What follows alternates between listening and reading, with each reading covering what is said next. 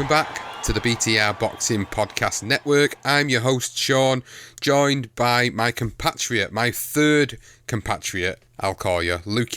As always, is an absolute pleasure to have you on the show and get your insight and take on a lot of the fights that are coming up this weekend. Johnston's not available, so who else have I got on the list that I can call to?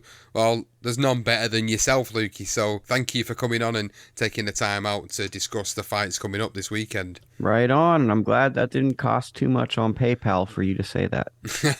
yeah. I'll make sure I send that payment over after the shows. But in all seriousness, though, it's a decent week for boxing.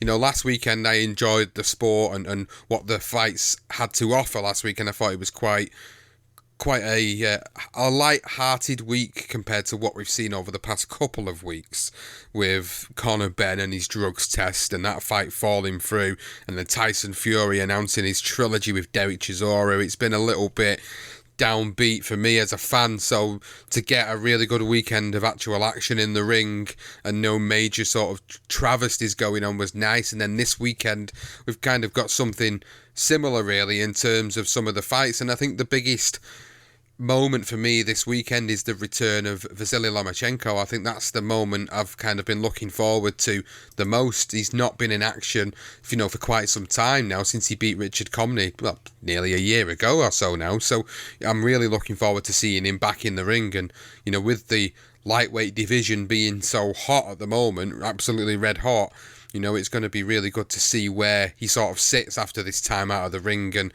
his opponent, I don't know too much about him other than that he beat Jamel Herring in his last fight. And Jamel Herring at that point for me was slowly on the decline, or maybe you could say fastly on the decline, but he was on the decline either way. And he picks up this really good win and it puts him in line now. And he's got this great fight against Vasyl Lomachenko. So going into this particular fight then, Luke, are you happy to see the return of Lomachenko? And I suppose what I'm asking is, what do you think he's got left to offer this lightweight division? I think that it's pretty clear Lomachenko's going on a legacy run. He lost to a young fighter in Teofimo Lopez. And I think at this point, what Lomachenko's goal is quite simple. He wants to fend off some of the young fighters to solidify his place as one of the best lightweights or one of the best fighters, not just of his era, but of all time. So I think that what's interesting about Loma is, whereas we're seeing kind of like, I call it political, not business, because business, right? If boxing is a business, the consumer is always right. Well, the consumer is always wrong in boxing. We're not getting the fights we always want. So it's more political. I align myself with Boris Johnson, or I align myself with this, and I'm going to stick to those hard and fast beliefs. It's a self-belief system. So what I find refreshing about Lomachenko is he's kind of old school in the fact that a lot of modern fighters who get older don't want to give younger fighters opportunities. Lomachenko seems more than willing to fight all the young fighters and to try to fend them off and make their rise to the top take longer. So I think that's where he's currently at in his career.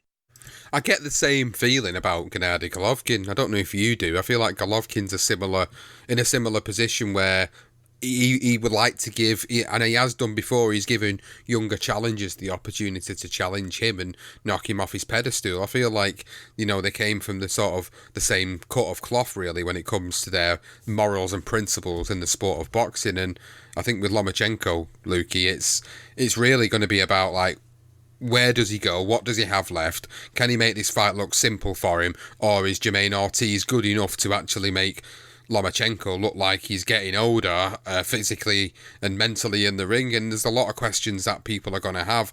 I think most people look at it and go, Lomachenko, easy victory for him. But is it really an easy victory for him? I mean, Ortiz looks pretty good against Herring, but how do you measure that against a Lomachenko? It's quite difficult when Herring obviously fought in lower weight categories again and was coming up, very much like sort of Lomachenko's done, but he's solidified in this division now. So, I mean, how do you sort of make that comparison? Does it give him, Ortiz, more of a shot at Lomachenko, or is it just sort of, lining someone up for Lomachenko to get ready for a crack at another young superstar in the division? So I'm not as worried about what the Herring fight, because that was just a fight and whatever. And or to me, that just showed that Ortiz could rise to the moment. The fights I'm looking to for Jamaine Ortiz are when he fought Joseph Adorno and he fought him to a draw as a B-side fighter. He got knocked down twice in that fight, but he was pretty dominant and he would have won the fight without the two knockdowns. I believe it was an 8-rounder.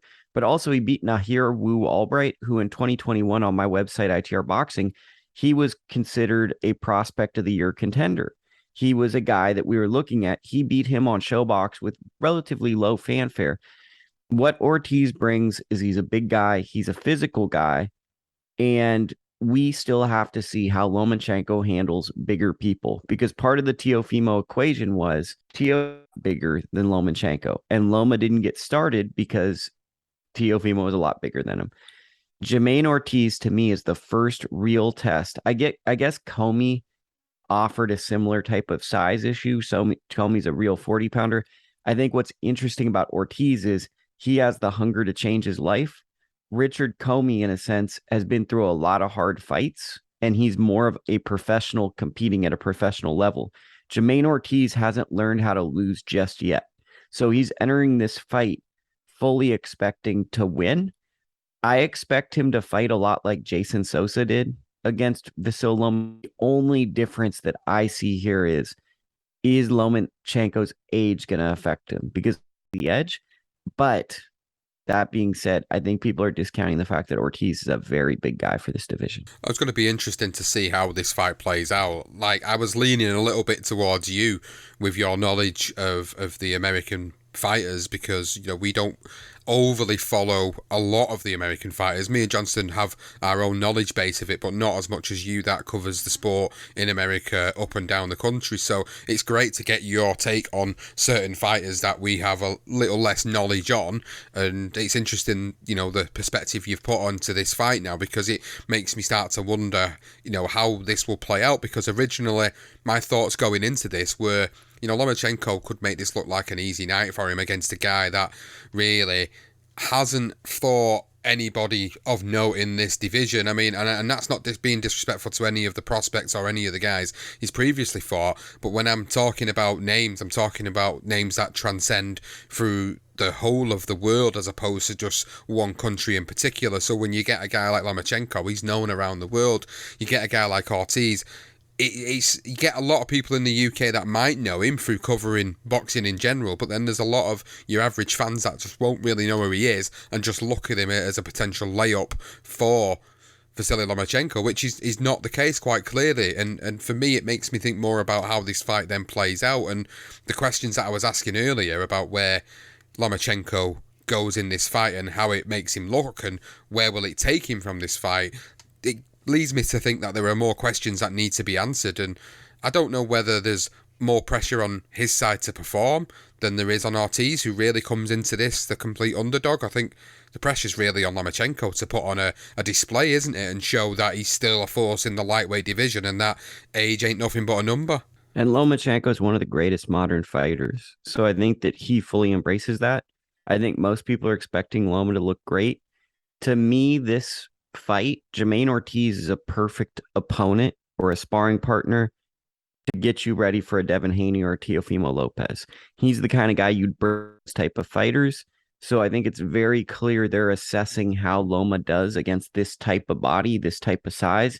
And I think another interesting thing to think about is they sparred each other for one of Loma's most recent fights. I want to say the Richard Comey fight. They sparred Lomachenko. So the Loma's last fight, they both sparred each other. So I think that works two ways. Loma knows what he brings, but Ortiz also views him as a human being and not as a mythical monster. So I think this is going to be actually a very exciting fight. I'm looking forward to it. You've kind of sold it to me even more than what I initially thought about this fight this weekend. But I think one of the other side highlights and side notes I wanted to talk about for mainly our UK-based listeners is the fact that you've got some great prospects on the undercard of this particular show on ESPN Plus. So we know Robezy Ramirez because he's fought over here in the UK, so we're aware of him. Duke Reagan is a fighter I've seen and I have started to follow over the past 12 to 18 months.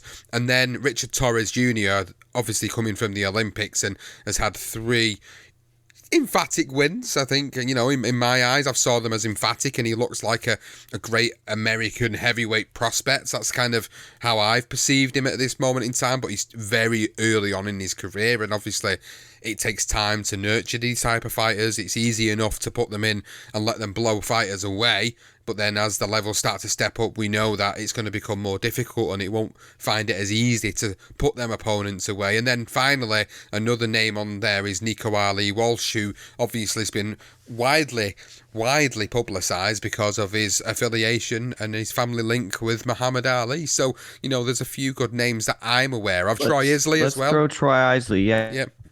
Yeah, so there's quite a few on this card that I think, if you in the UK and you're looking to watch this particular card, it's definitely worth staying up for, or taking a power nap beforehand and watching in the early hours of Sunday morning. So it's a good card. I'm actually looking forward to seeing some of the prospects on show, and obviously looking forward to seeing what Loma does. I mean, I anticipate Loma getting a decision in this fight. I anticipate going 12 rounds and him looking pretty good, but you've given me a lot to think about, talking about Ortiz going into it and how it could actually be a more closely competitive fight than maybe what I'm anticipating. So yeah, I think it's definitely the bigger fight of the weekend that I would say is the one that we should be really looking to tune into. But someone's going to lose on that card. Someone's going to lose on that card, on like one of the lose on that undercard for Top Rank for sure.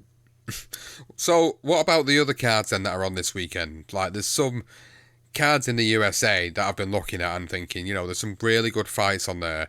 And then the one that's being promoted out of all of them is Jake Paul and Anderson Silva. Like, I'm really interested to hear what you've got to say about it. Jake Paul, Anderson Silva, to me, is just another charade, circus parade. There's many words in which I could use for this, but it's actually on the Antonio Neves and Alexandro Santiago card, but it's being put as the headline act on Showtime on pay-per-view. I mean, what do you make of this whole charade? I mean, this is the first Jake Paul card that I don't have a ton of enthusiasm around. It's partially because there's a local fight. Paco Damian, Paco Presents Boxing, is promoting a show regionally. Enthusiasm for me to go see that. There's a WBA type title on the line. But there's so many fights that are happening. I'm not as interested in this fight, and because he's fighting a legend in the UFC, even though he's an older guy. This is the first one where this fight kind of, and I'll say why it feels like more of a circus, is because there's more boxing options. And I'm not as entertained by the idea of older famous fighter versus young guy who's worked really, really hard, takes boxing really serious, and stepping in. It's kind of a esoteric question of, can a young kid who devotes his life to boxing that has a lot of resources, can he beat a 48-year-old legend in Anderson Silva? That question isn't as interesting to me as, can he beat a recent MMA champion? Can he beat a guy who's a really good wrestler but not good at striking? Those were more interesting questions. When we start to do an age dynamic of older fighter versus younger fighter, it's just not like, let's look back at history. Larry Holmes, when he beat a guy, that was not an intriguing matchup for me when that happened. Age is not something where I go, man, that's something I want to know. Does aging happen? Is aging real? Like, aging, yes, the buildup for me around the aging process is not as engaging to me for this fight. I've not really been engaged with this fight whatsoever because I don't see any value in why Jake Paul would take a fight with a former UFC heavyweight. Well, was he light heavyweight champion, middleweight champion? I can't remember off the top of my head. I think he was probably both at some point, but I know he's a middleweight champion. But it's basically trying to accumulate a resume that's very interesting, like fights. And I think another thing about Jake Paul is he's fighting better competition than some of the top 10 in the world based on his skill set of a level fight as Jake Paul can take, with him believing he can still win the fight. So I think that he does get credit. I'm just not super interested because I'm not drawn to wondering what the result of this fight is. I don't have any, man, I wonder, there's no heebie-jeebies for me. It doesn't do anything for me whatsoever. I think it's a mention. It's a notable mention for the fact that it's on this weekend, and if you're an American listener to the show, then you'll probably be aware of it. And I would probably say I wouldn't pay for it. Put it that way. I know it's on pay-per-view Showtime, but I wouldn't pay for this. Absolutely not. There's no way I could justify paying for this. I mean, it's a shame really, because obviously then you've got some of the prospects on the undercard. It doesn't really appeal to me when there are other cards on this weekend that I see as more better matched shows in general. And then obviously I'm coming to the fact that I'm talking about the UK based shows in a moment as well, and some of the fights that are on there. But if I'm in America and I'm looking at the wide variety of options that there are in comparison to what there is in the UK in terms of boxing, it feels a little bit to me like, I'd be certainly wanting to look the other way with something like this. I think if it was the only thing that was on this weekend, then obviously I'd probably want to tune in to see the intrigue of what happens, but I don't have any interest in sort of really seeing how it plays out, because in my mind it's a mismatch of a fight anyway. And whilst he's trying to build up some sort of very unique and varied resume, until he gets in the ring and he's got a serious opponent in front of him. And when I say serious opponent, I mean someone who is active, who is young, who is fresh, who is hungry just as much as he claims to be, and in what he wants to do in this sport. And I think when he gets a serious fight, or what I consider to be a serious fight, then certainly that will make me prick up and want to sit down and watch what happens with intrigue. But at this moment, for this particular weekend, no, it's certainly going off my radar, and I'm more focused on obviously the other fights that are happening. The Lomachenko one in particular sort of stands out to me as one to watch this weekend. But the UK based fights this weekend, then Luke, we've got Jordan. Well, I think another thing I want to say is Jake Paul is going to be a world champion, and Jake Paul is more than likely Jake Paul is going to be in the sport for a while. But I think the issue also is this is more of an entertainment undercard than a boxing undercard. We got a Davion Bell on it. We got a YouTuber named Dr. Mike fighting the fight fan to the table with this fight with pure boxers that we know. Another issue. Antonio Nieves versus Santiago. Jeremiah Milton's fight. And then you have a slew of YouTube fights, essentially. Yeah, well, at least you've pointed that out and made that sort of clear to anybody who's thinking about watching it, because it's definitely off my radar anyway. And as I was just saying then about the UK-based shows this weekend, I mean, the main one for us is at Wembley Arena, Jordan Gill and Kiko Martinez, the EBU European Featherweight title on the line, in a fight which, if you're a Jordan Gill fight fan, then you'll certainly be wanting him to get this victory against an aging but seemingly drinking from the pit of Lazarus, Kiko Martinez, who seemingly is always coming back and bouncing back and always causing little ruptures in the world of boxing, and he's got an opportunity to do that once again.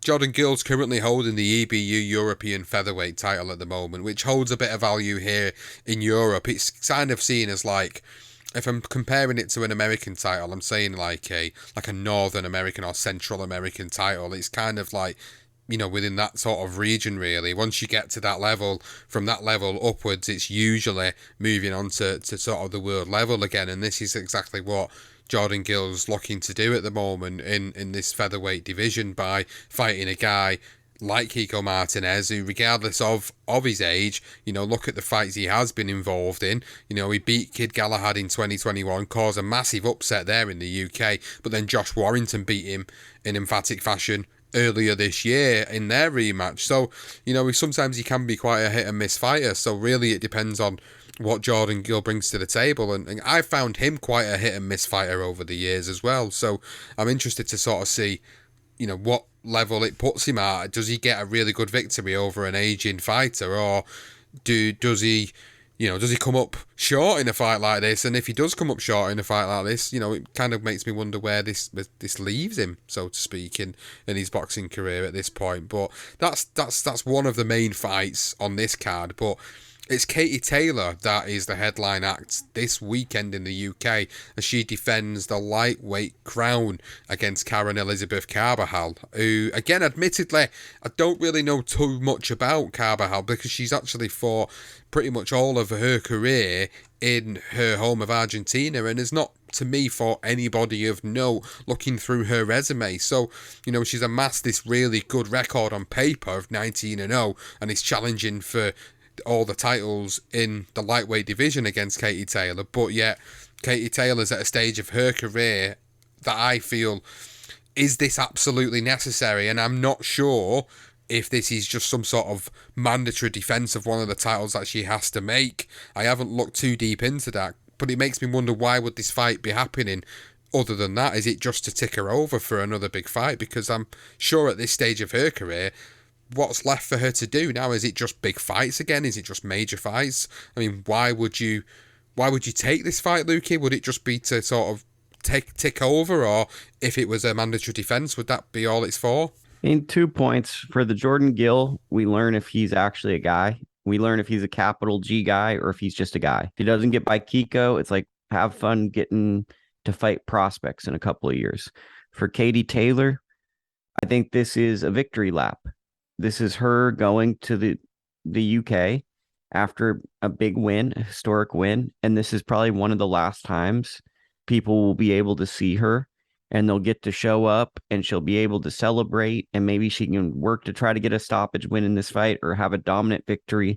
And I think it's going to be love and more of a Katie Taylor celebration and a thank you for her career. Makes more sense to me. I just haven't really looked into the depths of why the fight's happening, and just a little bit of ignorance on my part, I suppose. I mean, I knew she was fighting, I knew the opponent, but I wasn't really sure as to why. But that absolutely makes 100% sense, that she would have this fight as a homecoming, a victory lap, and then she goes back over to the States, and then she has another big fight, whether that's a rematch with Amanda Serrano, whether that's a fight with Chantal Cameron, whether that's another big fight in the division. I just don't know, sort of, I don't really hear too much of what the intentions are behind the rest of Katie Taylor's career. So I'm just intrigued more than anything as to whether she will try and move on further and look to try and challenge again up at a higher weight, or whether or not she's just going to solidify herself and take on sort of all challengers. I mean, the Chantal Cameron fight was the one that I think us, for UK fight fans, were wanting to see, really, because obviously them both being from the UK as a whole, and Chantal Cameron doing well up at 140, I thought that would be a logical fight for these two to have. So I'm kind of intrigued as to see where her career does go after this. And I think she's 35 now, maybe 36. So I can't see how she's got too much longer left. Yeah, I was like 2 to 3 fights left, I think.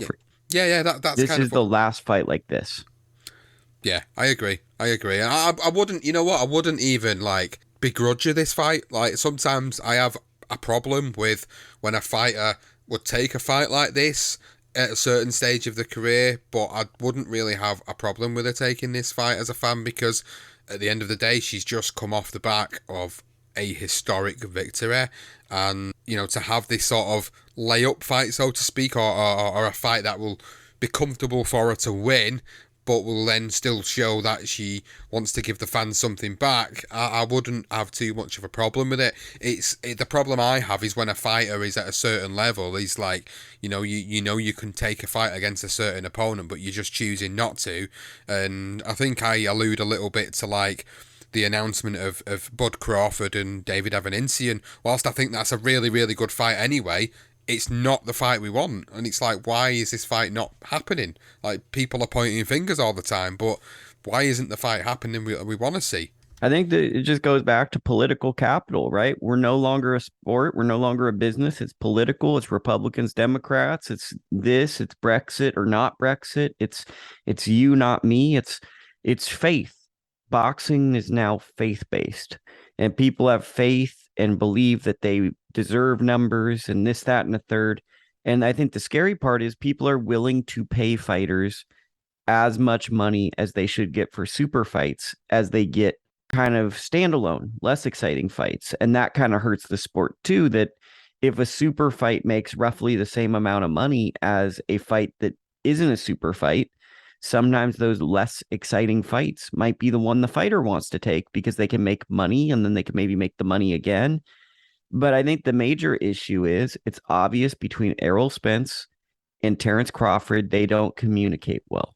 So if a network really wants this fight, a network needs to facilitate a deal and needs to find some common grounds, or this is going to be the next version of Sergey Kovalev versus Adonis Stevenson, or Riddick Bowe versus Lennox Lewis. It's going to be a great what if. And it looks like, honestly, to me, it's already there. Because I think if it was going to happen, it was going to happen now.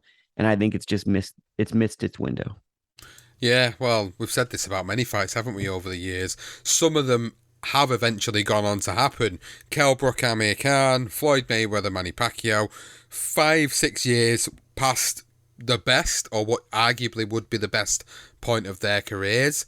And yet, this is where I would say this is, the prime position for these two guys to fight, and yet it's just not happening.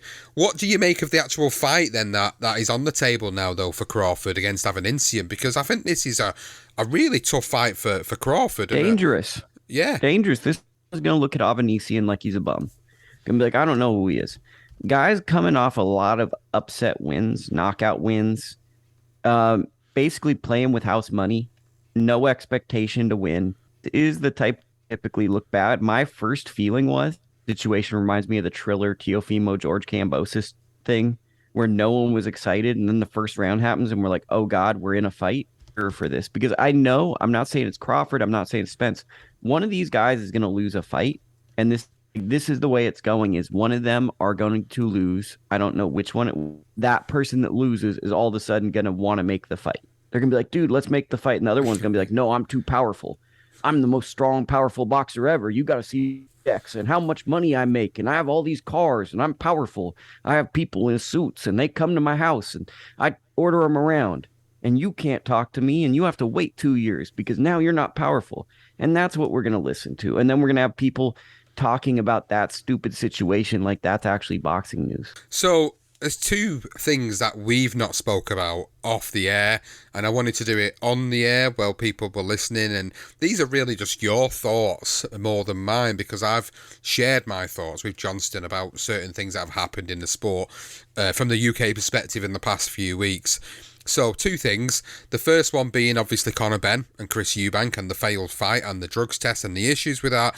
And the second thing is Chisora versus Fury, the third fight, and the absolute dismay of us not getting the fight we really, really wanted. Okay, the disappointing and I hate the fact that they've gone silent on kind of what's happening.